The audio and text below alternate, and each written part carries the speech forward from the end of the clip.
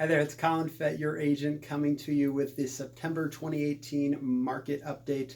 I appreciate you tuning in every month to bring you what's going on in the market, give you some numbers, and numbers tell all. So sometimes it feels like the market's going faster than it really is, slower than it really is, but the reality is that the numbers. So I'm the bearer of the numbers for you today. So September 2018, these are numbers reflecting year to date to the end of September, and then also through the month of September. So just listed, so those are properties that have been listed during the month of September. There's been 58 listed this month, which is actually down 18 from last year during the month of September.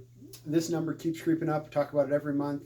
Last month it was in the 220s. Now it's close to 240, and this is the average, or this is the active properties on the market. So for sellers, this shows that you've got more and more and more competition as the months go by. We're increasing that active by about 10%, which usually this time of year the market slows down a little bit, and there are more properties on the market. But when we look at to last year, it's up 40%. So it was in the lower, it's almost double from what it was last year in the lower 100s. So I think it was 167 or something like that last year.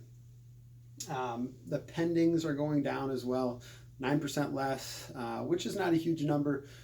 Sometimes when I talk about the percentage, it seems like a big number. We're talking about 3 less pendings than there was last year. So there's 37 this year. I believe there was 34 last year. Year to date, we've had 550 sales in Ames. Our average sales prices got up a little bit, so we're averaging out for this past month at 256.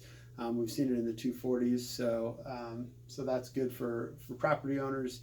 Seeing that your property values are retaining value and or increasing in this case. And then our average days on market, we're at 37 days on market, which is less than what it has been. A couple months ago it was at 90, 70, 60. During the earlier months this year. Still up 32% from last year, but still a good number. So when it's under 2 months, it's definitely a good amount of activity.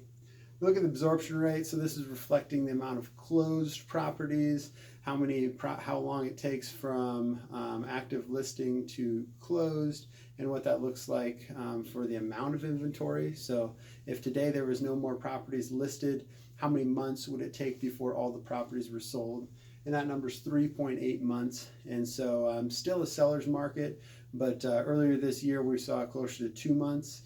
And a lot of this has to do with that number of active listings growing and growing and growing. So just slowly it's kind of getting to be a bigger ball, if you will. Every month we're adding a few more and taking a few less away compared to the previous years, and that's causing that active inventory to grow. Nothing alarming yet, but if those numbers start to creep up 10 per month, we could see a market adjustment where it's turned to more of a neutral market where properties are staying on the market a bit longer. Sellers are having to do different incentives to sell their property, price reductions. And so now more than ever, it's important to hire a great agent that is marketing the property, but more importantly, pricing it right. So being able to see that the market has flattened and not trying to chase the market and price it high could lose you a lot of equity when it comes to selling. So if you got any questions about your property, what it'd be worth right now in today's market, or in the spring market. We're getting into the fall winter market, and some people are already looking ahead, getting their properties ready for spring. Contact info is below, click the link, and we can definitely get you some more info. As always, thanks so much for tuning in. I appreciate your time, and hope you got some valuable insights from today.